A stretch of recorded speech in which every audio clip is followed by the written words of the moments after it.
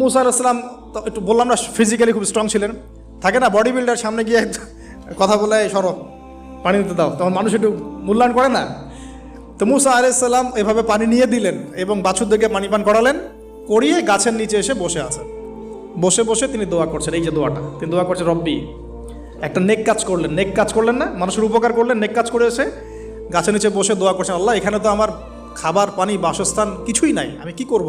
রব্বি ইন্নি লিমা আনজালতা ইলাইয়া মিন খায়রিন ফকির, রব্বি ইন্নি লিমা আনজালতা ইলাইয়া মিন খায়রিন ফকির। আবার বলেন, রব্বি ইন্নি লিমা আনজালতা ইলাইয়া মিন খায়রিন ফকির। অর্থ হচ্ছে, হে আল্লাহ, তুমি তোমার পক্ষ থেকে আমার উপরে যে নেয়ামতগুলো দিবে, আমি এর জন্য ফকির হয়ে বসে আছি।